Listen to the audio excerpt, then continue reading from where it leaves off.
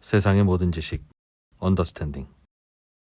예, 동아시아 최고의 지식 채널로 떠오르고 싶지 않지만 불가피하게 떠오르는 수밖에 없다는 걸 깨닫고 있는 네. 다시는 이 땅에 이런 불행한 채널이 나와서는 안 된다 그런 생각을 하게 하는 언더스탠딩입니다. 네, 오늘도 너무너무 유익함으로 가득한 네. 재미있는 기본. 예. 네. 재미있는 기본. 가끔 그런 반응은 있어요. 너무 진행자들이 촐싹된다. 여러분. 가끔 그런 반응들은 있습니다. 저라고 점잔 빼고 앉아 있는 게 편한지 모르는 사람이 아니고요. 예. 철삭되는 게 본능인 사람이 아닙니다. 네. 저희가 엄청 진중한 사람들입니다. 제가 뭐 공중파 진행도 10년 가까이 넘게 했습니다만 거기선 철삭되지 않습니다. 거기는 뭐 어차피 뭐 그들이 알아서 하는 거니까 여러분들 재밌게 해드리려고 그런 살신성이 하는 겁니다. 네. 여러분들은 가끔 그래서 이렇게 단백질 하나 좀 사주시고 그러면 되는데 그걸 그렇게 안 해주고 얘기하기 시작하면 끝이 없으니까 오늘 여기까지 하고요. 왜냐하면 오늘 굉장히 중요하고 훌륭한 분을 모셨습니다. 예, 오늘 사실 요즘 미국의 은행들이 뭐 파산하고 있고 그게 그 연준의 금리에도 영향을 미친다고 하고 굉장히 급박하게 돌아가고 있는 것 같은데 이 상황을 어떻게 봐야 되느냐? 미국의 은행이 그럼 근본적인 위기인 건지 아닌 건지 그런 걸 여쭤보려고 그리고 진짜 전문가를 모셨습니다. 저희가 사실 이분 찾느라고 시간 오래 걸린 겁니다. 깜짝 놀랄 정도의 동국대학교 경제학과의 박선영 교수님인데요. 저희가 정말 수소문해서 도대체 어떤 분한테 여쭤봐야 되냐? 그 무릎팍 도사 옛날에 그런 프로그램 보면 출연자를 막 프로필 설명해 주잖아요. 이 사람은 몇 년생 막 이렇게 하고 제가 프로필을 잠깐 봤더니 진짜 대단한 분이에요. 한번 얘기해 주세요. 네. 일단 서울대 경제학과 수석 졸업. 그것도 3년 만에. 몇 년 만에 졸업하셨습니까? 저는 5년 만에 졸업했어요. 3년 만에 수석 졸업해서 그 다음에 예의대로 가서 석박사를 하시고 그 다음에 우리나라에 다시 오셔서도 카이스트 교수로 가셨다가 자본연에도 가셨다가 지금 동국대 교수로 계시다. 야, 어마어마한 정말 엘리트 코스를 밟으셨습니다. 동국대학교 학생들은 즐겁고 좋겠습니다. 예. 네. 잠시 후에 두 분을 만나보죠. 요즘 미국 은행들에 대한 주제로 이야기 나눠보겠습니다. 잠시만요. 예. 바로 모셔보죠. 동국대학교 경제학과 박선영 교수님. 네. 양력 소개를 들으니까 살짝 정 떨어지려고 합니다. 미국 유학파 싫어하는 그것까지 괜찮아. 그건 괜찮아요? 괜찮은데 막 수석으로 졸업하고 그러면 3년 만에 막 저 그런 사람 별로 안 좋아합니다. 일단 어서 오십시오. 박선영 교수님 안녕하십니까? 네, 안녕하세요. 네. 어쩌다 그런 실수를 하셨어요? 조심해 주세요. 네. 예, 나와주셔서 감사합니다. 네. 미국 은행 사태. 네. 실은 이게 얼마나 파장이 커질까 이거를 좀 저희가 궁금해서 그렇다고 뭐 커집니까 안 커집니까 이 질문을 할 수는 없잖아요. 그러니까 그 하나하나 좀 살펴보려고 하는데 어떻게 과거에 금융위기가 왔을 때는 파장이 엄청났습니다. 리만 브라더스 사태. 이번하고는 그때하고는 좀 다른 겁니까? 아니면 유사하게 또 번질 수도 있습니까? 지금까지 나온 자료를 보면 사실 2008년 금융위기랑 지금까지 사태는 그냥 완전히 다르다고 보시면 되는데요. 그래서 그 부분에 대해서 좀 제가 발표 중간에 좀 준비를 했는데 좀 그 금융위기가 왜 발생하고 은행이 왜 특별하고 은행이 파산하면 왜 정부가 개입해야 되는지 아주 간단하게 좋습니다. 그러나 핵심적인 지식. 우리 은행에 대해서는 이건 알아야 돼. 은행이 왜 제과점이나 자동차 회사와는 다른 것인지 알려주실 겁니다. 네, 그래서 준비해온 이제 발표 자료를 좀 설명을 드리려고 하는데요. 되게 신기한 게 작년에 노벨 경제학상 수상자 분들이 뱅킹을 연구하신 분들이에요.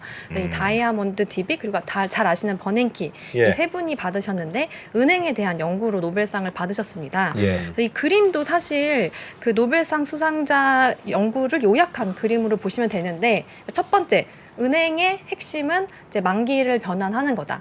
예금을 받아서 장기로 투자할 수 있게 만들어준다. 밑에 그림을 보시면 이제 막 공장이 지어지잖아요. 교수님 마우스도 쓰실 수 있습니다. 네네. 마우스. 그래서 은행이 없으면 이렇게 생산성이 높은 프로젝트에 자금 조달을 못 하잖아요. 그렇죠. 네, 그렇기 때문에 이게 중요한데 이게 태생적으로 은행을 취약하게 만드는 거죠. 그러니까 만기를 변환할 수밖에 없기 때문에.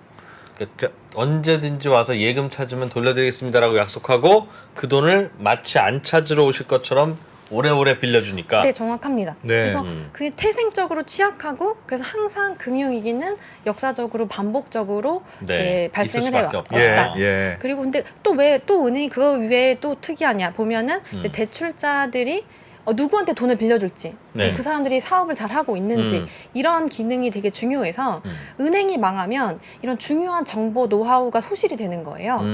그렇기 때문에 은행들이 망하면 이제 신용 공급이 줄어들고 예. 경제에 악영향을 미친다. 예. 이제 이게 이제 은행이 굉장히 중요하다. 이게 세 분의 연구의 요약입니다. 은행은 망하면 안 되는데 사실은 태생적으로 망할 수밖에 없는 구조다 그 말이네요. 네, 맞습니다. 그리고 그걸로 경제학상 받았습니까? 노벨 경제는? 그리고 은행이 망하면 네. 굉장히 중요한 노하우가 소실돼서 경제가 나빠진다. 이게 두 번째. 그렇겠네요. 네. 그러면 미국 정부 입장에서 절대 망하게 놔둘 수가 없네요. 미국의 은행은. 그렇죠. 그래서 사실 미국의 역사는 여러 금융 위기를 겪으면서 그럼 어떻게 사전적으로 규제를 통해서 네. 금융 위기를 최소화할 것인가의 역사라고 보시면 됩니다. 예. 네, 그래서 네. 깔끔합니다. 네. 이게 핵심이라고 보시면 되는데 사실 이거는 아주 간단하게 설명을 드리려고 하는데 사실 저희가 그러니까 학자적인 측면에서 금융 위기는 조금 더 엄밀하게 정의를 합니다. 그래서 사실 이렇게 뱅크가 하나만 망한다. 이거는 그냥 하나의 사건이고 네. 뭐 대다수의 예금자들이 모두 은행으로 예금 인출하러 가는 건 약간 더 큰 의미의 금융 위기 아니면 뱅킹 패닉이라는 용어를 쓰는데요. 사실 뭐 20세기 초까지 네. 그 FDIC가 나오기 전까지는 그냥 꾸준히 이런 걸 경험을 했고 종종 있었다는 거죠. 뱅크런이든 뱅킹 패닉이든. 네, 맞습니다. 그래서 저 밑에 아래 그래프를 보시면 이게 네. 망한 은행들의 수예요.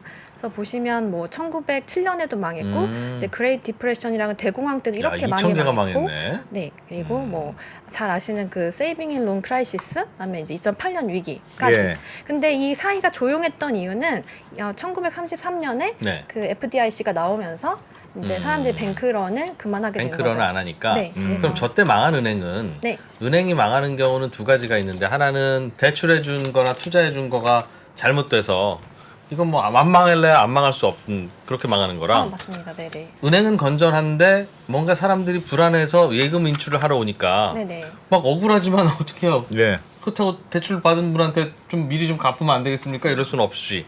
그래서 두 손 드는 그런 맞습니다. 착한 몰락이 있는데 네, 네.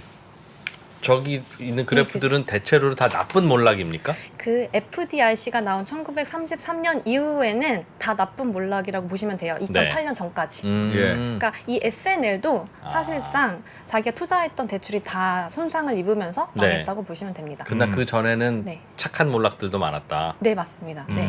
그래서 이렇게 보면 되는데 여기를 보면 아니 왜 이렇게 미국은 은행이 많아? 라고 생각을 하실 거예요. 예. 그래서 보면은 최근으로 보면 이제 1983년에 14,000개에서 최근에 4,000개 정도 많이 있다고 보시면 돼요. 줄었네요. 보니까. 그러니까 그래서 여러분들이 미국 은행을 보실 때 어떻게 보셔야 되냐면 와. 여전히 4,000개예요. 그러니까 한두 개가 작년에도 망했고 뭐 재작년에도 망했고 그러니까 은행 산업 구조가 한국이랑 너무 달라서 예. 은행이 한두 개 망하는 거에 대해서 좀 느낌이 다르실 거예요. 수시로 망하긴 망해요? 네네. 근데 물론 실리콘밸리은행이 너무 크고 또 VC가 워낙 영향력이 있으니까 좀 예, 임팩트는 요란할 큰데 뿐이지. 네, 워낙 은행이 많습니다. 근데 이렇게 보시면 엄청 구조가 복잡하고 그다음에 감독 기관도 되게 많아요. 예. 그래서 뭐 이렇게 복잡한데 아주 10분 이내로 설명을 드릴게요. 예. 왜냐면 이걸 이해하셔야 약간 지금 미국 알겠습니다. 사태가 얼마나 예. 중요한지가 좀 해서 저희도 시간 많아요. 네. 네. 다 못하면 다음에 네. 또 하시면 됩니다. 뭐 예. 재밌으면 아주- 퇴근길 안 해주면 되고. 뭐. 아주 빨리 설명드릴게요. 예. 그래서 예.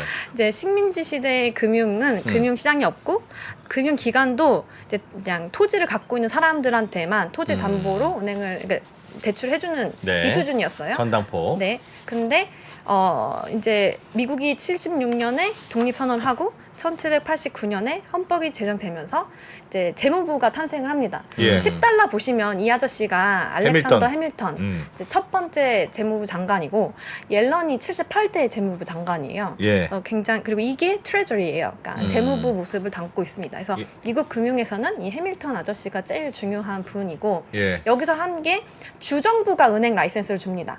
이번에 망한 은행도 주정부 라이센스를 받았잖아요. 네. 그리고 다른 주에 지점을 내는 것을 막아요. 왜냐면 생각을 해보시면 1789년에는 네. 교통통신수단이 없기 때문에 다른 주에 영업을 한다고 믿을 수도 없고 찾아갈 수도 없고 확인할 수도 없잖아요. 예. 그러니까 이 커뮤니티 안에서만 영업을 하게 막아놨어요. 그래서 은행이 굉장히 많아요. 다른 데 지점 내는 걸 굳이 막을 이유는 뭐라고 하셨죠? 그러니까 일단은 멀리 가서 확인할 수도 없고 누가? 그 금융당국이요? 예금자가 예를 들어서 옆에 그러니까 그냥 갑자기 도망갈 수 있잖아요. 예. 근데 그거를 예금을 다 갖고 예금을 도망갈 갖고 수도 틀 있는데 수도 있는데. 예. 이때는 교통통신 수단이 없잖아요. 그렇기도 하고 미국이 연방 정부로 시작하다 보니까 각 주 안에서의 어떤 독립적인 아, 지방은행이 발달할 수밖에 없는 구조였다. 네. 역사적으로. 애초부터. 그리고 그래서 이제 그게 되게 중요한 포인트예요. 그러니까 왜 은행이 개수가 그렇게 많은가 게 중요한 포인트고. 네. 그래서 보면 옛날 은행은 이렇게 생겼는데 옛날의 은행을 생각을 해보면 신용평가 점수도 없고 뭐 월급 제도가 있는 것도 아니고 네. 또 은행이 돌아다니면서 그 사람 성격이 좋아? 성실해? 뭐 일 잘해? 그래서 또 농사 짓는지 가서 확인도 하고 예. 직접 이런 게 이제 모니터링, 관계 형성 굉장히 중요한 노하우를 갖고 있는 게 옛날의 은행이었다고 보시면 되는데 예. 그러니까 우리가 이런 경험이 없으니까 약간 잘 상상이 안 되는 구조라고 생각을 하시면 될 것 같아요. 옛날에 저 은행은 그럼 신용 창출 기능은 있었던 겁니까? 아니면 우리 전당포나 대부업자처럼 자기 돈 빌려주고 안 갚으면 다시 빌려줄 돈은 없는 그런 상황입니까? 신용 창출의 기능이 있습니다. 네. 네. 그리고 그래서 이제 말씀하신 해밀턴 이후에 금융시장과 금융기관이 등장하면서 미국 경제 성장의 기반이 마련이 됐고 그거를 확인할 수 있는 게 1970년부터 보시면 이 주허가 은행들의 개수가 이렇게 급격하게 늘어요. 그리고 이게 뭐냐면 1792년에 월스트리트에서 이제 24명의 트레이더가 모여서 예. 우리끼리만 증권 거래하고 커미션 요 정도 받자 약속을 해요. 이게 예. 이제 뉴욕 스탁 익스체인지 전신이에요. 그러니까 요 시대에 이제 금융기관과 유통시장이 등장을 하는데 그러니까 이게 1700년대예요. 네. 되게 어마어마하고 이렇게 은행도 쭉 증가를 하고 이제 증권거래소도 저 때쯤 생겼고. 네, 예. 같은 기간에 둘 다 등장을 합니다. 예. 그리고 보면은 이 기간 동안 미국이 굉장히 경제 성장을 잘한 건데 잘하고, 네.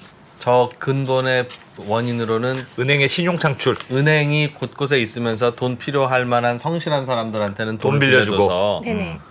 그들이 짧은 기간 안에 사업을 일으킬 수 있도록 도와줬다. 네. 그리고 두 번째로 이제 어떤 사업을 밑에 보시면 이제 금융 자산에서 기업 주식의 비중이 미국은 18%까지 올라가는데 다른 나라들에 비해 훨씬 더 자본시장이 빨리 발달하고 1850년. 네. 우리는 저때 뭐 했습니까? 동학운동하고 그러지 않습니까? 네. 그러니까 이게 돈을 모아서 대량으로 투자를 못하면 사실상 경제 성장할 수 있는 프로젝트가 나오기가 굉장히 어렵기 때문에 그렇겠죠. 이게 굉장히 중요하고 예. 그래서 이제 굉장히 빨리 설명드릴게요. 네. 괜찮습니다. 그래서 나온 게 남북 전쟁을 하면서 이제 링컨이 돈이 필요하잖아요. 네. 예. 그러니까 안 되겠다. 그러면 그 국가에서도 그 은행 인허가를 내주는 법을 만들어요. 왜냐하면 그래서 인허가를 내주면서 은행들한테 자본금 납입할 때 네. 트레저리 사조라고 해요. 그래서 트레저리 엄청 팔아요. 이런 국채를 파는 거예요? 네, 맞습니다. 너희 자본금은 트레저리로 갖고 있어라. 네, 그래서 막 이렇게 스테이트 뱅크가 이렇게 늘어난 상태에서 네. 전쟁 자금을 조달하기 위해서 이제 내셔널 차터, 그러니까 국가 인허가를 받은 은행들이 또 동시에 나오게 되고 예. 얘네들은 OCC라고 하는 데에서 감시 감독을 받아요. 지금의 금감원입니까? 이게 약간 애매한데 트레저리 안에 들어있어요. 그러니까 재무부 안에. 네, 그러니까 미국의 감시 감독 체계가 굉장히 복잡해요. 지금도 우리나라 금감원도 뭐 재무부 안에 있는 거나 마찬가지죠, 뭐. 네, 그래서 그렇지, 뭐 금융위가 다 컨트롤하고 금융위는 네. 재무부랑 친구니까. 네, 그렇습니다. 그래서 이렇게 해서 이제 은행의 종류가 너무 막 다양하고 감시 감독 기관도 다양하고 네. 그리고 아까 말씀드린 그 실리콘밸리는 스테이트에서도 감시 감독을 하죠. 왜냐면 스테이트 차터스니까. 알겠습니다. 그리고 보면 이제 그 다음에 중요한 건 이제 지금 저희가 듣고 있는 설명은 미국의 은행에 대한 짧은 히스토리인데 네. 이걸 알아야 요즘에 일어난 일이 왜 일어났고 어떤 부분에서 문제가 생겼는지를 이해할 수 있으니까 네. 지금 우리가 이 설명을 듣고 있는 거예요. 네. 그죠? 전 잘 듣고 있는데? 10분 늦게 와서 지금 질문하는 분이 있다니까 이건 뭐냐고 지금. 좀 빨리 제 시간은 오든가. 빨리 오셔야죠 지금. 예. 네. 예. 바쁜데. 예, 계속해 주시죠. 죄송합니다. 네. 그래서 또 1907년에 그 네. 다음에 이제 또 네. 이런 뱅킹 패닉이 생긴 다음에 그 JP 모건이 이제 그 은행들 불러가지고 예. 도와주자 해서 구제금융을 해요. 네. 근데 그리고 이제 이 위기가 잘 극복됐는데 막 많은 사람들이 너 그때 헐값에 사서 엄청 부자 됐네? 그래서 막 JP 모건을 비난한 거예요. 예. 안 되겠다. 그래서 나온 게 이제 1913년에 지금의 페더럴 리저브가 탄생을 하고 이제 또 중요한 건 아까 말씀드린 대로 이제 지역 간 경쟁을 제한하는 법이 1927년에 나오고 그다음에 이제 그레이트 디프레션 대공황이 터진 다음에 나온 게 첫 번째로 1933년 3월에 은행을 일주일간 닫아버려요. 공황 때문에 네. 뱅크런이 많으니까. 네. 네. 루즈벨트 대통령이 당선되자마자 네. 36시간 그러니까 서명하고 36시간 후에 그냥 행정명령 내려서 무조건 다 닫는다. 예. 일단 진정시키는 거예요. 이게 옐런이 말한 나 다 보장해줄게 이거랑 되게 그 메커니즘은 똑같아요. 예. 그런 다음에 나온 게 6월에 많이 아시는 그 글래스-스티걸 액트가 이때 나오고 여기서 이게 많이 아시는 게 이거잖아요. 상업은행 투자은행 분리하는 거. 예금 받고 대출해 주려면 그것만 하고 야. 니들이 직접 투자하려면 투자를 하지. 같이 손님한테 하지 받은 마라. 돈으로 그 투자했다가 날리면 혼나. 네, 그게 상품을 경쟁을 제한하는 거예요. 예. SSI들을 제한하는 거죠. 네. 두 번째가 FDIC가 나오고 세 번째가 이자율을 제한을 해요. 왜냐하면 FDIC는 예금보험공사. 네, 예금공사가 나오고 마지막으로 이 라이어빌리티 사이드에서 경쟁하지 말라. 그래서 이자율은 항상 못 받게 하는 거예요. 디파짓. 그게 무슨 이자율 말입니까? 경쟁을 하지 말라고요? 그런 규제가 있었어요? 네, 그게 레귤레이션 Q라고 예금을 우리는 어차피 예금을 해야지 지불결제 시스템을 이용하잖아요. 그렇죠. 예. 예. 근데 이자를 주기 시작하면 이자는 은행 입장에서는 자금 조달 비용이에요. 그렇습니다. 이게 높으면 나는 위험한 투자를 해야 되는 거예요. 그렇죠. 아. 저축은행들처럼. 네. 근데 이게 영어로 만들어 보면 그러니까 모든 거의 아이디어는 경쟁을 다 막아버리는 거예요. 그러면 아. 은행 예금 이자는 전국의 은행이 똑같아야 한다. 네, 그렇죠. 옛날에 그런 법이 네, 있었습니까? 그러니까 봐보세요. 지역 간 경쟁을 제한하고, 예. 그러니까 SSID에서 상품을 경쟁시키고, 아. 세 번째로 이자율 경쟁을 못하게. 그럼 예. 우리 동네에 은행이 ABC 있으면 나는 굳이 어디 가서 A에 해요, C에 해요? 그냥 내 맘대로 그냥 동전 던져요? 아, 그렇죠. 지금처럼 그냥 이자 가까운데, 가까운데 네. 그냥 네. 어딜 가다 똑같이 하니까 전국의 동사무소 같은 느낌이구나. 그러면 맞아요, 이자를 맞아요. 조금 주니까 위험한데 투자하지 않을 않은 거고 그러면 은행이 좀 안전하게 굴러갈 네. 것이다. 네. 과연 그랬을까? 위험한데 투자하면 돈 많이 버는데 그러면 인간의 욕심이라는 이자는 게 조금 주고 위험한데 투자하고 돈 많이 이러지 벌어서 훌륭한 사람 돼야지 이럴 수 있을 것 같은데요. 네, 되게 좋은 말씀이고 네. 이제 너무 이게 심각했으니까 예. 은행들 너는 아예 경쟁하지 마라. 그냥 안전하게만 그렇게라도 있어주라. 해서 좀 워워 시켰다는 네, 거죠. 이게 알겠습니다. 그냥 예. 그렇게 나온 게 이제 FDIC라고 이해를 하시면 돼요. 네. 예. 그래서 근데 이제 1980년대가 최근과 비슷한 상황이 생기죠. 예. 그러니까 이자율이 70년대 후반부에 급격하게 높아졌는데 네. 예금은 0에 가까워요. 음. 근데 그때 또 어떤 게 나왔냐면 MMF가 나와요. 그럼 10% 차이가 났대요. 예, 그럼 금리 차이가. 네, 예. 그러니까 사람들이 다 예금을 빼서 MMF MMF 하는 거 하겠죠. 넣는 거예요. 그치? 예. 그럼 은행들은 예금이 다 빠져나가요. 네. 예. 그리고 뭐 ATM 크레딧 카드가 생기니까 뭐 굳이 내가 동네 은행 갈 은행으로 필요도 안 없어요. 가고. 예. 그리고 내가 70년대에 고금리 모기지를 엄청 팔아놨는데 수입은 뭐 1, 2%밖에 안 들어와요. 예. 그러니까 모든 측면에서 엄청 어려워진 거죠. 예. 고금리 모기지를 팔았는데 수입이 1, 2%만 들어온다. 고정금리 모기죠. 고정금리 모기지를 모기지를? 팔았는데 예, 70년대 금리가 낮을 때. 낮을 때 팔았는데 금리 올라가고 나도 똑같이 이자가 네. 낮은 고정이자로 오니까. 네, 예. 그러니까 지금이랑 되게 비슷한 거죠. 예. 저금리 때 채권 투자를 많이 한 거랑 되게 비슷한 거죠. 아. 네, 그러네요. 그러니까 엄청 힘드니까 어떻게 했냐면 예금자 보호 한도를 상향시키고 예. 그 다음에 그 아까 말씀드린 이자율 상한을 점진적으로 폐지시켜요. 예. 경쟁을 하게 한다. 네네. 할 수밖에 없는 환경이 돼버려서. 그래야 MMF로 안 빠져나가지. 네네. 근데 그렇게 하다 보니까 또 하나 더 바뀌는데 마지막으로 이제 아까 SNL 있잖아요. 네. 예. 저축은행이 그 전까지는 개인 대출만 해줬는데 예. 이제는 이제 상업 대출도 하게 허용을 해줘요. 예. 그러니까 아까 제가 그 자산과 부채의 경쟁을 제한한다고 했잖아요. 예. 다 풀어졌네요. 다 풀어준 거예요. 아. 근데 그래서 나온 게 SNL인데 SNL 사태인데 약간 여기서 중요한 포인트가 영어라서 정말 죄송한데 너무 좋은 말이라서 꼭 예. 말씀을 드리고 네. 싶었어요. 네. 자산 가격이 떨어지는 거. 그러니까 예를 들어서 뭐 닷컴 버블, 뭐 블랙 먼데 이거는 금융 위기가 아니에요. 예. 그러니까 뭐 아니면 뭐 환율이 뭐 폭락을 하거나 네. 아니면 한두 개가 망하거나 아니면 특정 종류의 금융기관이 망하는 거. 우리나라 저축은행 사태를 금융위기라고는 안 하잖아요. 예. SNL 사태도 사실 금융위기는 아니에요. 예. 한 군데 망한 거죠. 좀 유명한데. 네, 하나의 그런 섹터가 망한 거는 아니에요. 왜냐하면 우리가 중요한 건 여긴데 금융중개 기능의 손상이 동반돼야지 우리는 금융위기라고 해요. 예. 그러니까 이거는 좀 엄밀한 의미의 금융위기라서 뭐 일반인들께서 생각하시기에 나는 진짜 전 재산을 날렸는데 이거 위기 아니라고 생각하시는 거랑 좀 다른 개념이에요. 예. 어떤 은행 한두 개 망하는 건 괜찮고 다만 그걸로 인해서 사람들이 예금도 안 하고 대출도 안 하고 다들 돈 뽑기 그러면 이제 그건 금융위기다. 네, 맞습니다. 그냥 그 위기가 딱 거기에서 절연돼 있으면 아니고. 네, 맞습니다. 그래서 아까 처음 보여준 그림에서 이게 동그라미로 이렇게 공장으로 돈이 흘러가는 그 메커니즘이 망가지면은 금융위기고, 아. 그러니까 뭐 우리나라에서 저축은행 사태가 터져졌다고 해서 우리나라에 뭐 어떤 뭐 대출을 못 받거나 기업이 대출을 못 받거나 이런 건 아니거든요. 예. 그러니까 청산하는데 돈이 드는 건 맞아요. 그 옆집에 불났으면 괜찮고 우리 집까지 번지면 금융위기다 그 말이네요. 네, 그렇게 보실 수 있어요. 그래서 위기는 여러분들이 모를 수가 없다는 거죠. 그러니까 무슨 말이냐면 이거는 그냥 완전 다른 상황. 그러니까 IMF 위기는 누구나 위기라고 인정하잖아요. 예. 그런 것만 위기라고 그 학계에서는 보고 있어요. 알겠습니다. 네, 그런 게 있고. 위기라는 말 함부로 쓰지 마라. 쓰고 네. 질문하지 마라. 기자들 누구한테 경고 조심해라. 뭐 이런 뜻인 것 네 같습니다. 머리 골치 아프다고 위기가 아니다. 예. 그래서 이제 거의 다 왔어요. 그래서 예? 2008년 위기랑 뭐가 다른지 설명을 드리려고 하는데 예. 이제 그거는 그림자 금융, 요즘은 비은행 금융기관에 대한 뱅크런이라고 보시면 돼요. 그래서 첫 번째가 이제 2007년 여름에 GFC가 글로벌 금융위기죠? 리만 네. 사태. 네, 예. 맞습니다. 그래서 이게 사실 1년 반 정도 진행된 과정이었고 예. 시작은 ABCP 마켓에 뱅크런이 있었고요.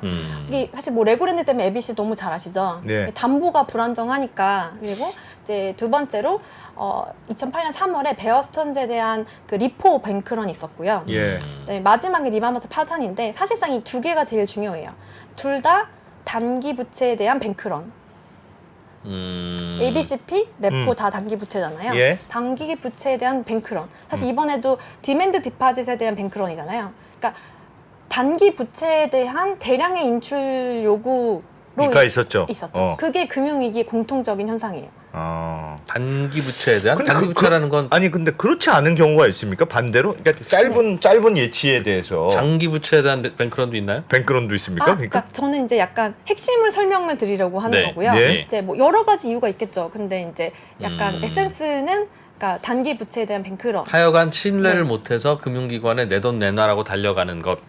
맞습니다. 그게 네. 금융위기의 현상이자 본질이다. 네, 맞습니다. 네.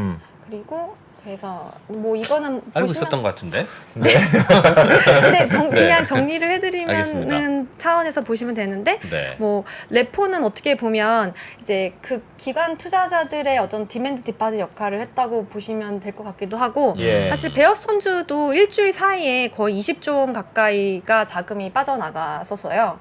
베어스턴즈가 상업은행이었어요? 아니요, 인베스트먼트 뱅크였죠. 근데 이제 손님들이 내 돈 내놔 이 친구야 해서 가져갔다는 네, 거죠? 근데 이번 예. 그 리포 구조를 아시겠지만 내가 트레저리를 맡기고 돈을 빌리는 거거든요. 예. 그러니까 예. 트레저리가 있어도 돈을 안 빌려줬다는 게 이때 생겼던 일이라고 보시면 될 것 같고요. 야, 그러니까 현금처럼 쓸 수 있는 국채가 있는데도 아니 불구하고 베어스턴스가 손님이 자꾸 내 돈 달라고 하길래 그 돈 내주려고 베어스턴스 금고에 있던 미국 국채를 꺼내서 야, 현금이랑 이거 좀 바꾸자 했는데 그것도 안 바꿔줬다? 네네, 그쵸. 왜요? 이때는 이때 그래서 나온 게 뭐 카운터파티 리스크라고 해서 예. 이제 뭐 거래 상대방 리스크를 고려하기 시작했거든요. 내 얼굴 보고 빌려달라는 게 아니라 국채 네, 그러니까 담보로 빌려달라는 네, 건데도 그래서 싫었다고요? 되게 좋은 지적이신데 그래서 이 베어스턴즈 그 경영진의 테스티모니를 보면 그런 네. 게 나와요. 트레저리를 들고 나가서 돈을 빌려달라고 해도 아무도 돈을 주지 않았다. 그럴 때는 이자를 더 준다고 했어야지 그냥.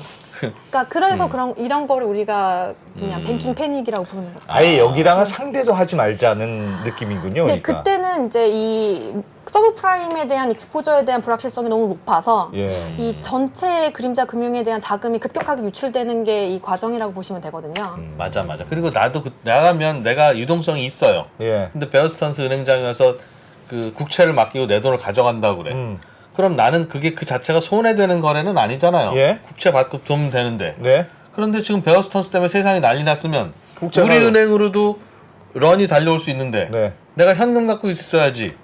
오케이. 국채를 들고 있으면 또 이거 가지고 또 가서 또 깡하면 팔아야 안 되잖아. 그렇지. 그럼 또 손해지. 근데 이거 바꿔준다고 뭐 몇 푼이나 돈 번다고 그걸 미안하다 안녕 해야지 그건. 그렇죠. 네, 맞습니다. 그래서 뭐 이런 거를 비교해 보시면 우리 한국에서도 사실 유사하게 겪은 적이 있죠. 그래서 사실 예. 우리나라도 단기 외채에 대한 기관 투자자의 뱅크런이 있었다는 것도 뭐 이게 이제 우리 IMF 위기 때고 사실 우리 2008년 때는 위기는 안 겪었는데 예. 이 리만이 망하고 거의 20조 가까이 달러가 빠져나간 경우가 있죠. 그래서 이 이후에 이제 단기 외채에 대해서 규제가 들어가게 된 계기가 되기도 했고, 항상 좀 단기 부채 관리가 중요하긴 한데 항상 여기에는 뭐 트레이드 오프가 있습니다. 그래서 뭐 이렇게 해서 정리를 좀 해보면 예.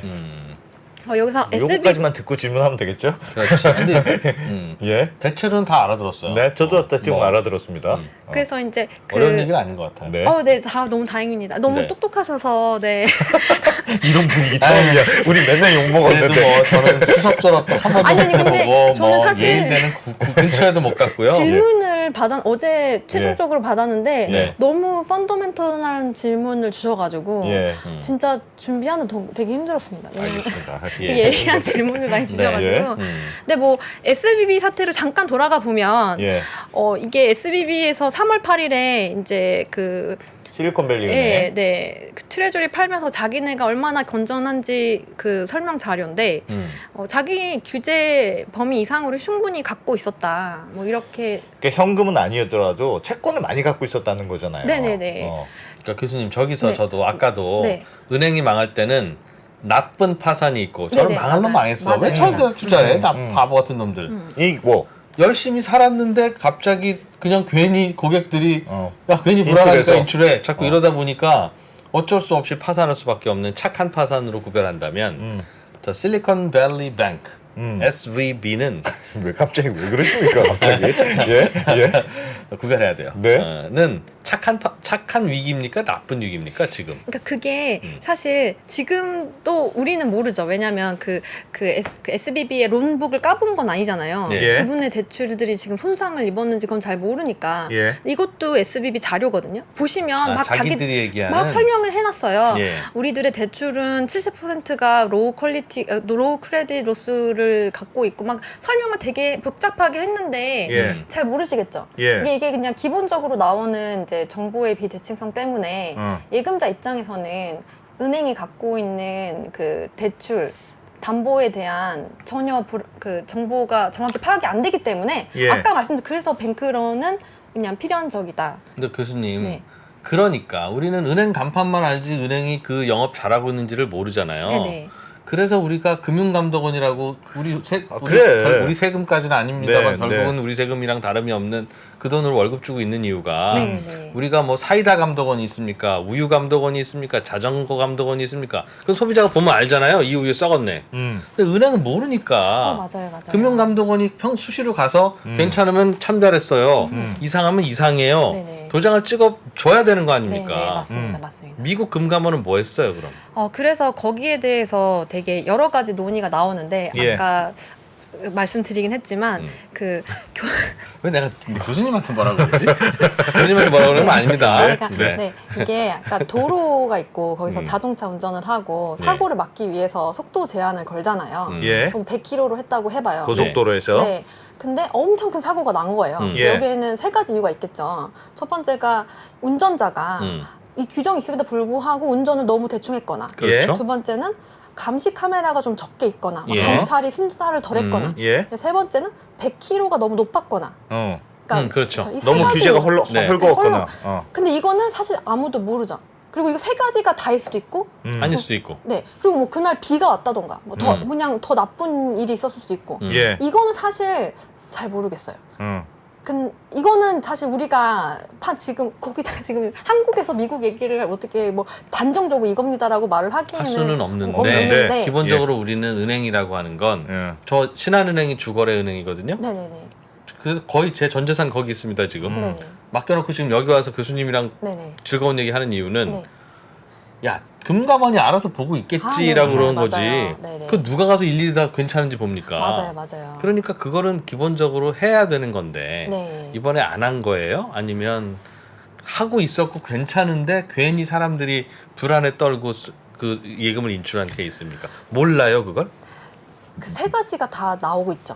근데 아니 근데 교수님 그런데 이제 지금까지는 국채에 넣어놨으면 네. 국채는 안전한 데니까 맞습니다. 뭐 맞습니다. 그래도 현금을 갖고 있나 국채를 넣느냐 국채보다 더 안전한 데가 어디 있겠어. 미국 국채가 망하겠어? 그러면서 갖다 놓은 건데 지금은 금리가 올라서 국채 가격이 떨어졌다면서요.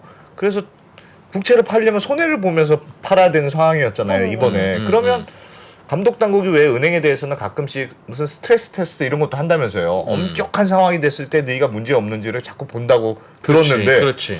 야 그러면 지금 금리가 이렇게 높은데 국채를 이렇게 많이 갖고 있으면 어떡하니? 현금이라도 좀 갖고 있어야지. 국채랑 현금이랑 그래 똑같진 않잖아. 현금을 얼마나 갖고 있으라고요? 아니, 뭐 우리 고객들이 다 달려오는 거 계산해서 현금 갖고 있으려면 이 국채 다 팔아야 되는데 아니 뭐 그러면 금리가 올라갔으니까 현금을 좀 더 늘려야 된다든지. 어차피 다 달려오면 어차피 못 줍니다. 어쨌든 그걸 하라고 감독원이 있는 거 예. 아니냐. 네, 맞습니다. 그러니까 이런 얘기를 왜 이런 얘기 안 오갔냐는 질문이에요. 아, 그런 평소에, 질문입니다. 미국에서. 영어로. 그쵸.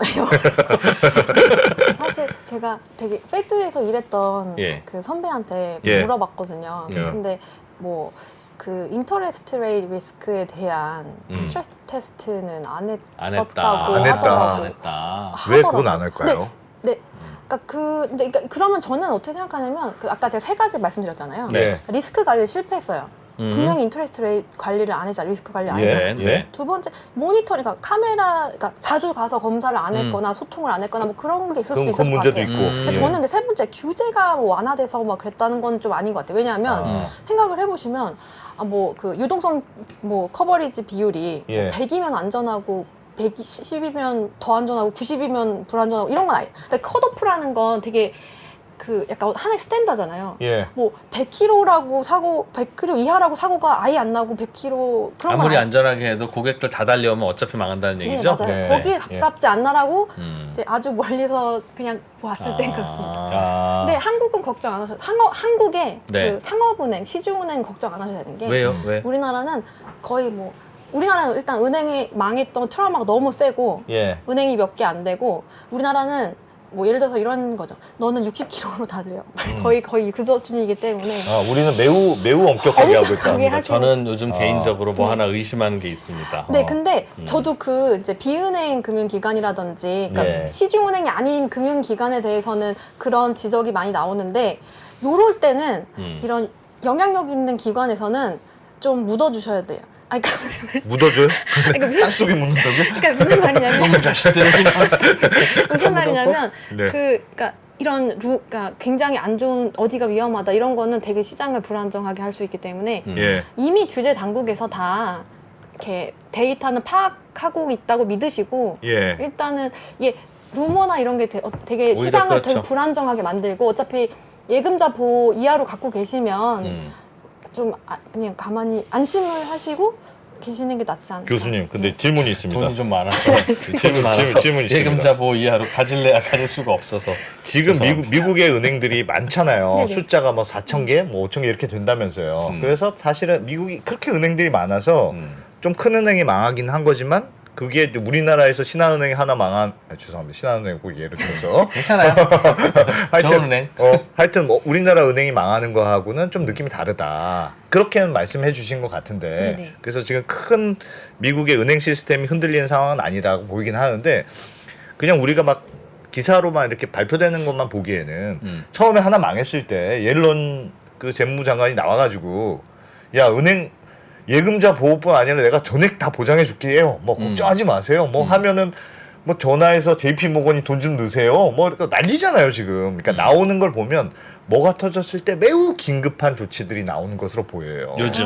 요즘. 네네. 그러면 이걸 보면 반대로 한편으로는 잘하고 있는 것 같지만 한편으로는 야 이거 놔두면 큰일 난다고 생각하는 거 아닐까라고 네네. 보이거든요. 그렇게 생각하실 수 있을 것 같은데 예. 전 오히려 노하우가 되게 많이 쌓여서 일단 시장이 불안할 땐 아까 말씀드린 대로 그냥 불안을 딱 잠재우는 게 되게 중요해요. 그러니까 아까 그게 FDIC가 없었을 때는 그냥 예. 다 닫아버리는 거예요. 예. 그리고 이럴 때는 그러니까 은행들의 정보를 공개를 잘 안 해요. 그러니까 어디가 은행 어디가 위험한지 이런 거를 좀 이렇게 막아요. 그리고 그러니까 우리가 조사를 할 필요가 없게 만들어요. 고객들이 네. 예. 어디가 위험하다 이런 거 정보를 조사할 필요가 없게 만들어서 일단 안정시키고 그 다음에 뒤처리는 어차피 정부에서 하는 거니까. 근데 그 안정시키는 방법은 다 보장해 드릴 테니까 여러분 요즘은 은행 공부하지 마세요 그러는 겁니까? 네, 맞습니다. 다 보장해 주는 거니까. 왜냐하면 그 유동성 위기, 그러니까 아까 그 말씀하신 게 신용 위기와 유동성 위기는 다르는 거잖아요. 네. 예. 근데 유동성 위기로 망하게 하면 안 되기 때문에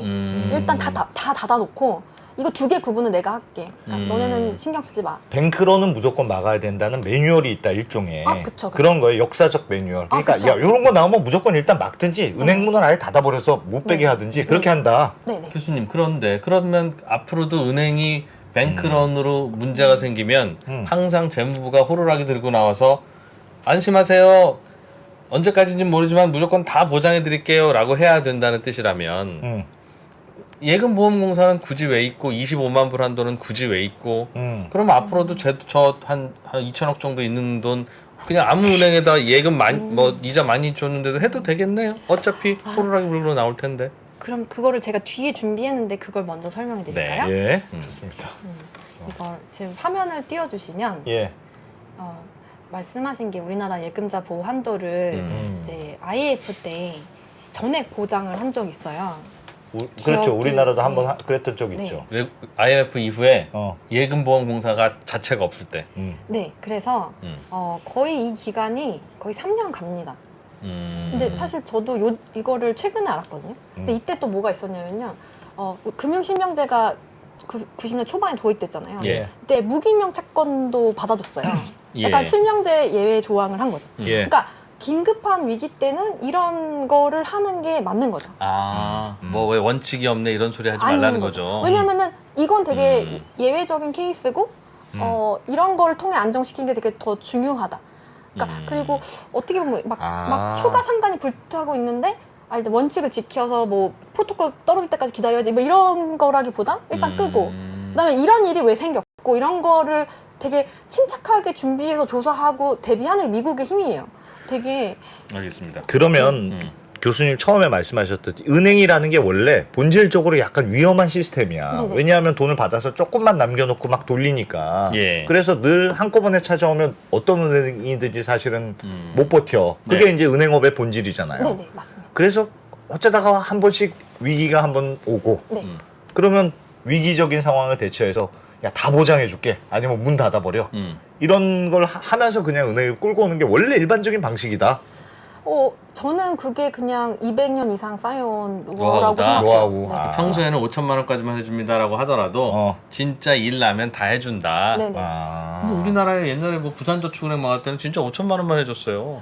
그것도 왜 이렇게 원칙을 잘 지켰어? 그거는 이제 국가적 위기가 아니었을 수도 있고. 그 판단은 네. 그러니까 뱅크런이 되게 국지적으로 발생했던 예. 거면은 굳이 전체를 다 진정시킬 필요는 없었라고 판단할 수도 있고. 그때 상황에 따라 다르다 이거죠. 그렇죠. 이해됩니다. 그런 것 같은데 그래서 아까 처음에 질문하신 예. 글로벌 금융위기 2008년이랑 지금이랑 뭐가 다른가를 예. 정리를 해보면 네. 이제 그림자 금융에 대한 어떤 뱅킹 패닉이었고 지금은 전통 금융에 대한 어떤 몇 개 소수의 은행에 대한 뱅크런이기 때문에 네. 사실 그림자 금융에 대해서는 2008년 전까지는 정부가 데이터를 파악할 필요도 없고 유동성 지원 프로그램이 없었어요. 저 그림자 금융에 대한 뱅크런이라는 게 무슨 말인지 조금만 구체적으로 얘기해 그래서 주시겠어요? 아까 말씀드린 대로 그냥 비은행 금융기관을 다 그림자 금융 뭐 인베스트먼트 뱅킹, 리만. 뭐 시큐리티 예. 딜러즈 뭐 아니면 뭐 그 SPV 네. 뭐 이런 모든 거를 뭐 인슈런스 그러니까 이런 걸 다 그러니까 예금자 보호 은행 말고 네. 은행 말고 증권 보험사 네, 뭐 그러니까 그런 거. 네, 예금자 보호를 받지 않는 그냥 나머지 금융기관으로 정의를 하셔도 되고요. 그런데 예. 그런 친구들이 판 투자 상품에 실제로 문제가 생겨서 네네네. 그래서 불안해진 거다. 네, 그리고 이 금융 시스템 자체에서 자금이 엄청나게 빠졌어요. 네. 예. 그래서 이제 금융중개기관에 손상이 입었는데 지금은 예금이 작은 은행에서 큰 은행으로 가요. 예. 그러니까 전통 금융 시스템에서 돈이 빠져나간 건 아니에요. 아 그렇죠. 네, 그러니까 이거는 그냥 예금의 재분배예요. 그러면 금융중개 기능의 손상 가능성은 굉장히 낮아요. 그래서 국지적으로 판단이 되고 또 글로벌 금융위기에서는 서로 물려 있었어요. 그래서 제가 막 절벽에 떨어질 때 두 분 다 잡고 떨어지는 거예요. 네. 그런 게 있었고 파생 상품으로 그 피해가 막 있었는데. 네. 피해가 막 10배, 100배로도 했고 그다음에 장외 거래 이런 거는 사실 아직 OTC 마켓은 데이터가 없잖아요. 그러니까 예. 리스크가 어디 있는지 모르는 거예요. 그래서 이제 다 돈이 다 빠져나갔던 게 2008년이고 그리고 아마 기억하실지 모르겠는데 막판에 그 골드만삭스도 그 라이센스를 변경했어요. 커머셜 뱅크로. 예. 그래야 유동성 지원을 받을 수 있어서. 네. 왜냐면 인베스트먼트 뱅크면은 중앙은행이 직접적으로 지원할 근거가 없잖아요. 예. 근데 그러니까 상업은행만 가능하거든요. 예. 지금은 모두가 상업은행이기 때문에 바로바로 지원하는 게 네, 그냥 그럼 이번에도 가능해요. 실리콘밸리 뱅크도 대충 이렇게 그냥 마무리되니까 그렇지 사람들이 계속 불안해하고 계속 뱅크런 일으키고 여기저기 은행에 돈 찾으러 가고 그랬다면 2008년 금융위기나 이번이나 동일합니다라고 설명해 주셨을 수도 있는 구조인 건가요? 결과적으로 해석하는 건가요, 이건? 결과 그러니까 글로벌 금융위기와 SBV 사태는 다른데 원인도 좀 다르나 그때는 결과도 달랐잖아요. 그 당시에는 막 투자한 돈 다 빼는 바람에 은행도 문 닫고 리만도 그래서 망하고. 그러니까 이 질문은 제가 해석해 보기에는 그러니까 이게 정부가 초기에 잘 막아서 예전 글로벌 금융위기랑은 달랐던 건지 아니면 별로 정부의 역할이 없었어도 놔뒀으면 뭐 추가적으로 이렇게 됐는데 이거는 원래 놔뒀어도 큰 문제가 아닌 걸로 가는 건지 그걸 여쭤보는 것 같습니다. 맞습니까? 예. 되게 좋은 질문이신데 네. 저는 일단 그냥 아예 속성 자체가 완전히 다르다고 보여지거든요. 그러니까 다르죠, 당연히. 네, 네. 완전히 다르기 때문에 네. 네, 주변 저도 이거 나오면서 되게 주변 분들이랑 상의를 많이 했는데 예. 알겠습니다. 네. 그러면 사실은 궁금한 게 있었어요. 예. 실리콘밸리 은행은 그러니까 안전한 국채에 투자하고 있었기 때문에 유동성 위기였을 뿐이다. 당장 못 주지 한 1년 기다리면 우리 다 줍니다. 예금자. 예. 아우 답답해. 이런 상황이라는 거죠. 예. 그죠? 뭐 그거야 네. 사실 아시겠지만 학자들은 되게 네. 엄청 뭐를 단정적으로 확신을 데이터를 보고 알겠습니다. 전까지는 뭐 그거는 좀 제가 그럼 네.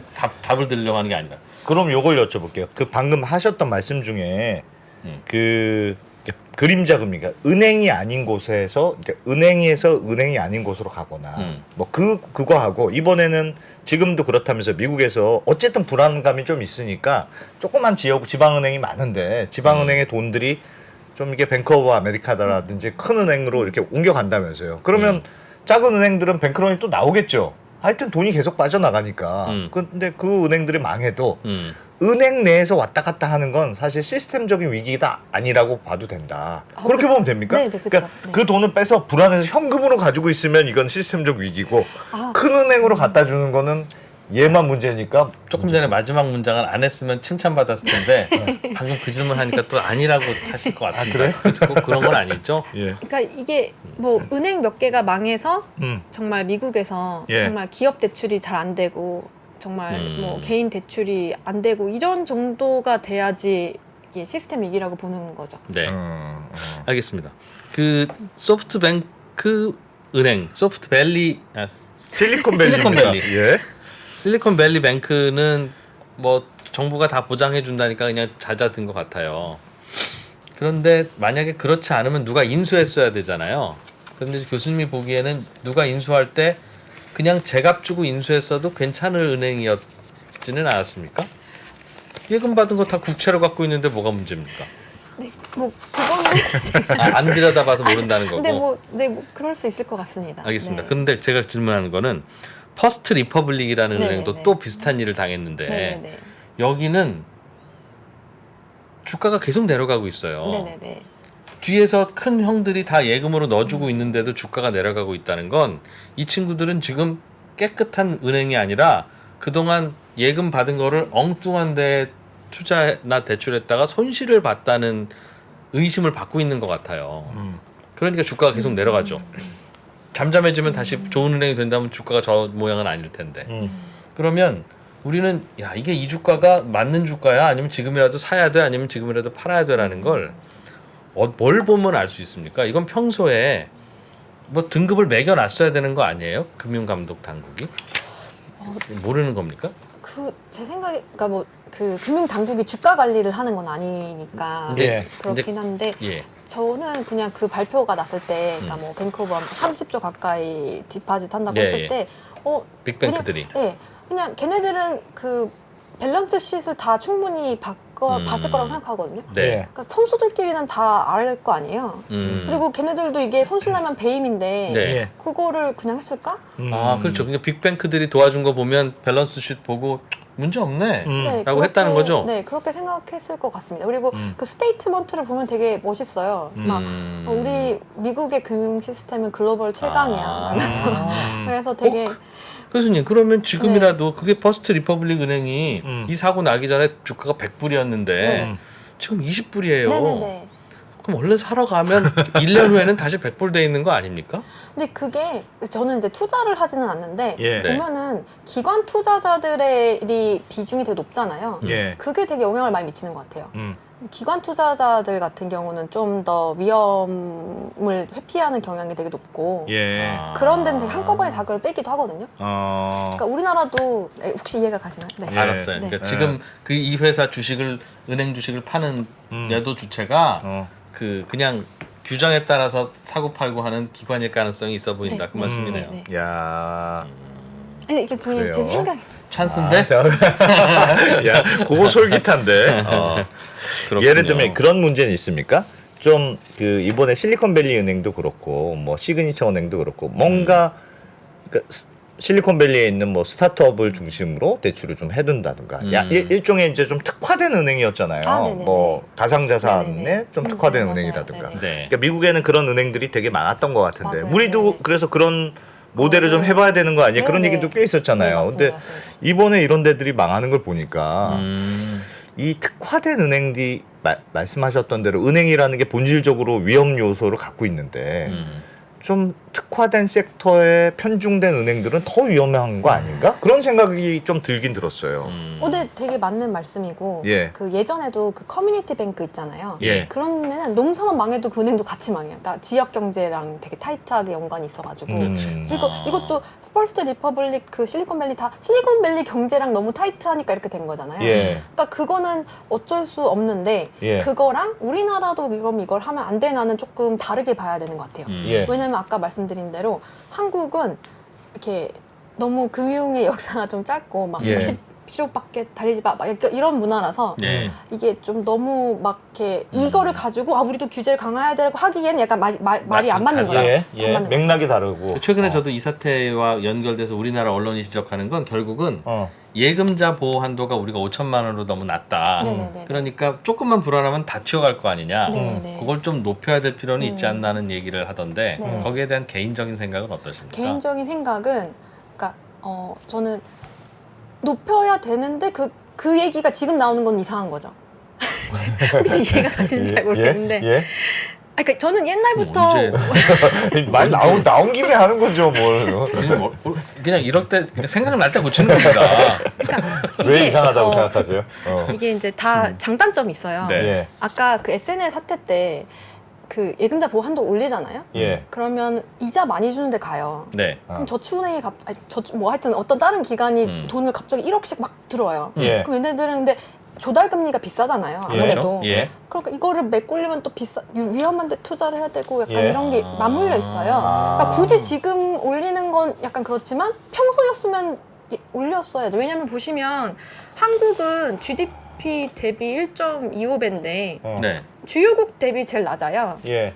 그래서 올릴 필요는 있는데 왜 요즘 올리면 왜 안 되는데요? 그러니까 요즘은 제가 봤을 때 약간 예측 가능성이 너무 떨어지는 것 같아요.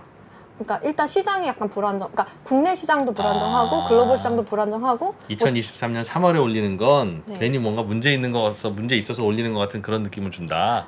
좀 그렇고 이게 맥락이 안 맞고, 그러니까 이게 혹시 이해가 가세요? 저는 아닙니다. 평소에는 올려야 된다고 생각을 했는데 네. 이것 때문에 이 얘기가 지금 나와서 이렇게 한다 그런 거 이렇게 볼 수도 있지 네, 않습니까? 예를 들면 지금 우리나라는 미국이랑 상황은 다르긴 한데 하여튼 우리도 좀 불안했다고 생각해 봐요. 우리가 만약에 불안해졌어요. 그래서 우리도 뭐 어느 은행에서 좀 돈을 빼야 되는 거 아니야? 이렇게 생각이 들면 그럼 5천만 원 이상 되는 돈은 특히 불안할 거 아니겠습니까? 근데 그게 만약에 1억으로 올렸다 그러면 뭐 내가 무슨 은행에 있건 간에 1억 원까지는 뭐 아무 문제 없으니까 그러면 불안 심리는 확 잠재워지잖아요. 마치 옐런이 야 보장 다 해주게 걱정하지 마 하듯이 맞아요. 그 허들이 올라가면 안도는 훨씬 안도감을 주는 효과는 있을 것 트레이드오프가 같은데. 있다는 말씀 예. 같은데요, 교수님은? 네, 약간 이제 거기에 따라서 그거는 그 효과는 있는데 분명히 있죠. 어. 있는데 혹시 그러면 그 추가적인 금액이 은행에서 저축은행으로 빠지겠죠. 갈까? 예. 뭐 그런 게 좀 하나고, 두 번째는 이제 예보 요율이 오르니까 예. 금융기관들이 비용을 올리고 그러면 그렇죠. 좀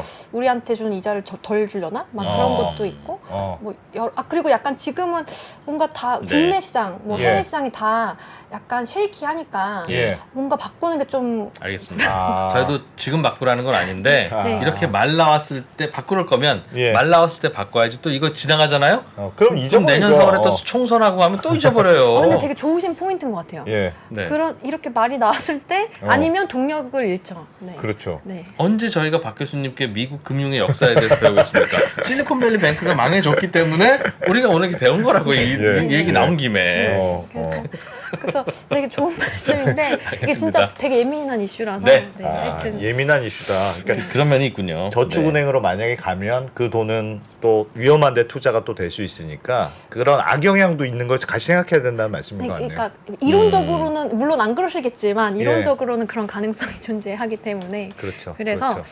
뭐 이제 시사점을 찾자면 사실 CS가 위험하다는 이유 크레딧 얘기는 스위스. 네, 예. 그 작년 10월에도 나왔어요. 예. 이제 기사를 보시면 이 10월에 보면은 요즘 되게 많이 나오죠. 그 약한 고리가 여기서 나왔는데 이제 항상 모든 베어 마켓에서는 국가나 회사 중에 약한 고리를 타겟으로 삼는다. 네. 그래서 다시 뭐 태국 LTCM, 아일랜드 리만 브라더스, 그다음에 그렇죠. 영국 크레딧 스위스인데 진짜 스위스가 당했죠. 네. 그래서 지금 우리 상황에서 되게 중요한 건 이 물소대에 섞여 있어야 된다는 거예요. 그 뒤에 뒤쳐지면 이렇게 잡혀 먹어요. 예. 그래서 우리가 두 가지로 생각을 해야 되는데 예. 우리나라도 대외 시장에서는 하나의 투자처잖아요. 그렇죠. 예. 그렇죠. 일단 무조건 이 가운데 껴야 돼서 우리 한국은 괜찮다라는 그런 모습을 대외적으로 보이는 것도 보여줘야 되게 된다. 중요하고 내부적으로는 뭐 규제 당국에서 다 잘 하시겠지만 이런 게 너무 소문이 나거나 하면 좀 더 이렇게 위기가 좀 불안정이 좀 심해질 수도 있고 뭐 그런 거에 대해서 좀 고려를 해볼 필요가 있다는 게 그냥 그럼 우리나라나 미국이나 금융 소비자들은 네. 우리가 예금을 맡겨놓거나 갖고 있는 은행이 튼튼한 건지 안 튼튼한 건지는 난리 나서 까봐야 알지 그 전에는 어차피 모른다는 겁니까? 왜 그러냐면 제가 예전에 저축은행 사태 때 네. 너무 무섭게 질문하시는 거 아닙니까? 아니, 그러니까 금융 당국이 나왔으면 이건 뭐 난처한 질문일 수 있는데 네. 그냥 교수님이니까 네. 금융감독원의 직원들이 수시로 가서 검사도 하고 모자라거나 문제가 있으면 뱅크런 안 놔도 적기 시정 조치 내리고 자본금 증자라고 하잖아요. 네네네. 그러니까 평소에 건강 관리 시켜놓는 거 아닙니까? 그러니까 특별한 평소에 뭐라고 문제 없으면 BIS 비율 보고 뭐 알아서 특별하게 다른 데 없으면 가서 그냥 예금하잖아요. 예. 근데 그런 검사나 품질 관리를 안 하고 있다고 믿어야 되는 건지 아니면 해야 되는데 이번에 미국에서 또 안 했구나 이렇게 생각해야 되는 건지요. 아까 말씀드린 대로 이거는 예. 그냥 다 결합돼 여러 가지 요소가 같이 있다. 결합이 알겠어요. 되어 있기 때문에 네. 교수님이 난처하실 것까지는 없습니다. 제가 보기에는 뭐 세상 일 그렇죠. 뭐 약간 그래가지고. 무섭게 질문하신 것 같아. 인상 쓰면서. 알겠습니다. 그러면 이것만 하나 더 여쭤볼게요. 네. 하나만 더 여쭤볼게요. 그 지금의 그 미국의 은행들이 파산하는 게 교수님 전반적으로 보면 금리가 높아졌다는 환경적인 영향이 크잖아요. 금리가 높아지니까 아무래도 좀 이렇게 주위 환경이 어려워졌지 않습니까? 그리고 그러다가 이제 몇몇 은행이 빵빵 터진 건데 그러면 금리가 높아졌다는 이 환경이 너무 고달픈 환경이 된 건가? 그래서 매우 고달픈 환경이 되어서 멀쩡한 은행이 하나씩 파산하기 시작한 걸로 봐야 되는지 아니면 이 정도는 사실은 좀 참을 만할 정도의 환경인데 이 예은행이 좀 부실하게 운영하다가 문제가 터진 걸로 봐요. 그러니까 물론 둘 다 섞여 있을 텐데 네네, 맞아요. 둘 중에 어떤 요소를 더 큰 걸로 봐야 될까? 그게 이번 네네. 상황을 보면서 조금 다른 포인트 같았어. 그러니까 그런 거죠. 예를 들어서 뭐 그 질문한 건데. 예를 들어서 2018년에 집 산 사람이랑 예. 2020년에 집 산 사람이랑 뭐 그 차이라고 보시면 될 것 같아요. 그러니까 이거는 예. 예, 그 이 이자 스트레스를 견딜 수 있는 상황 체제를 만들어 놨는가 아닌가 차이는 예. 사실 뭐 당시에 그 회사 판단이고 그러니까 예. 사실 그런 판단 잘못한 거죠. 잘못한 건 분명한 것 같아요. 잘못한 건 분명한 것 같고. 그쵸. 네. 근데 되게 재밌는 게 그 CEO가 2월에 인터뷰를 한 걸 보면 예. 오히려 막 VC 업계를 걱정하고 있어요. 우리 클라이언트가 어렵겠지만 우리가 잘 도와줄게 막 이러고 있어요. 그러니까 그 정도로 자기에 대해서는 되게 안심을 하고 있었더라고요. 그래서 근데 그 실리콘밸리 뱅크 사태가 되게 예외적인 거는 맞는 것 같은데 예. 근데 그러니까 저는 그러니까 미국 이거 자료를 잠깐 보여주시면 이거 네. 실리콘밸리 은행 뱅크 자료인데 여기서 저는 인상적이었던 게 이거였어요. 작년 한 해에 미국의 벤처 캐피탈 집행 금액이 350빌리언 달러 하면서 뭐 400조 정도 되겠죠? 예. 한국은 한 7조 정도예요. 네. 예. 그리고 보시면 뭐 챗 GPT 얘기 되게 많이 하셨잖아요. 마이크로소프트 하나가 여기에만 12조 정도 투자해요. 네. 그러니까 저는 그러니까 미국의 금융시장의 뎁스와 크기는 뭐 막 어마어마하고 예. 그래서 사실 그러니까 우리가 이 사건 하나만 보면 진짜 심각해 보이는데 크게 줌아웃해서 보면 그냥 많이 겪었던 거고 대체로 그렇게 보시는 거군요. 그러니까 네네.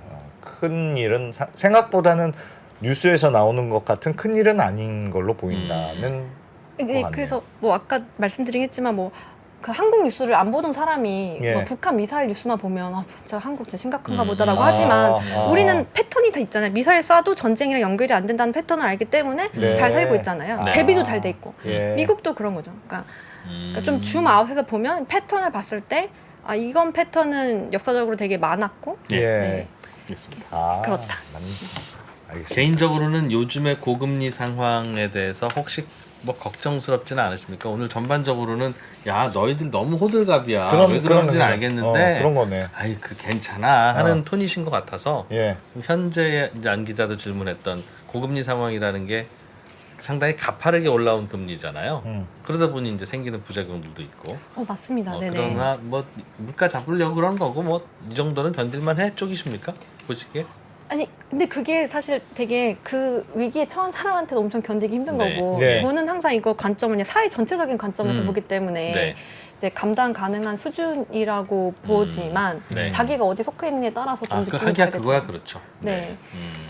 근데 그 하나만 여쭤보면 네네. 그렇게 생각하면 네. 그러니까 금리의 상황이 고달픈 것보다 조금 뭐 섞여 있지만 이 은행들이 살짝 좀 부실하게 운영이 된 것 같아라고 만약에 한다면 미국 연준 입장에서 야 우리가 너무 금리를 너무 올렸나? 그런 자기 반성이 좀 덜하지 않겠냐는 생각이 들어서 여쭤본 거예요. 그러니까 미국 연준이 어쨌든 이번에 금리 은행들이 망하는 게 조금 반영이 돼서 이번에도 어제도 뭐 0.25%포인트만 올리고 말았지 않습니까? 근데 그게 금리가 이 상황은 진짜 누구도 이제 못 버틸 것 같아. 이게 그 불안한 징조가 나오기 시작했어라고 생각한다면 금리를 올리는 게 매우 부담스러운 상황이 되는 거고 그게 아니고 얘네가 좀 문제였어 라고 하면 얘네만 막으면 연준은 자기 스케줄대로 갈 수 있는 조금의 여유가 있는 거고 그래서 자꾸 여쭤보는 건데 그건 어떻게 생각하세요? 그러니까 이게 그렇지.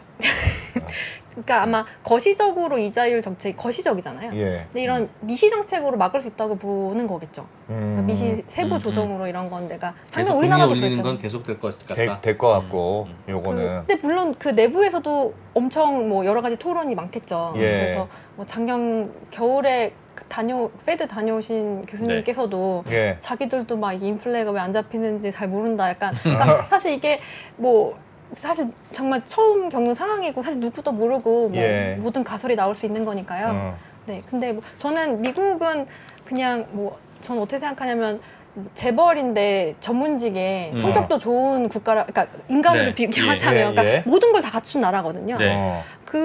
그래서 저는 이제 우리 미국 걱정할 때보다 우리나라 걱정을 나 걱정을 하자. 해야 되지 않을까 좀. 아하. 그러니까 물론 이제 미국이 막 잘 못 돼서 그 영향이 우리한테 하는 거를 걱정하는 건 좋은데 예. 이 사건을 보고 정말 미국에서 뭔가 미국의 잘 시스템을 걱정하는 만용을 부리지 말아라.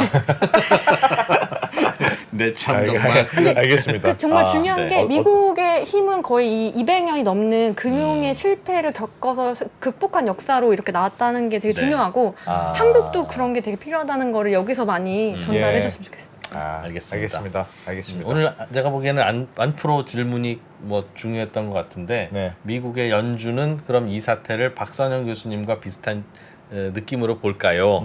그런 거라면 뭐. 자, 금리 올리는 회의 합시다. 어떻게 금리 대충 이거 올려야지? 대충 뭐 막으면 돼. 이렇게 이런 할 것 분위기고. 같은데. 큰일 났어. 빨리 와봐. 지금 은행들 다 망해요. 지금 어떻게? 그렇지. 이런 상황인지. 근데 전자 쪽이라는 전자 쪽으로 말씀이셨죠? 조금 생각하신다는 것 그쵸. 같아요. 그 옐런이 70몇 대 재무부 장관이라니까. 아니 뭐 많이 해봤고 겪어봤고 우리 알겠습니다. 네. America is number one. 알겠습니다. 예. 동국대 경제학과의 예. 박선영 교수였습니다. 고맙습니다. 고맙습니다. 감사합니다. 네. 재밌게 들었습니다. 네. 다 이해하셨죠? 예. 무슨 얘기인지? 네. 자, 저희는 7시 퇴근길락으로 45분에 다시 돌아오겠습니다. 달라진 중국, 달라질 중국. 중국이 기침을 하면 한국은 독감에 걸린다. 최근 중국은 지난 10년보다 더 빠르게 변하고 있습니다. 이런 변화를 주도하고 있는 중국 정부. 그들의 계획을 우리는 얼마나 알고 있을까요? 중국의 정책을 제대로 이해하기 위해 만든 언더스탠딩 특강 시리즈 달라진 중국, 달라질 중국. 중국 전문가 이철 박사의 강연으로 만나보시죠. 지금 바로 영상 아래 링크를 확인하세요.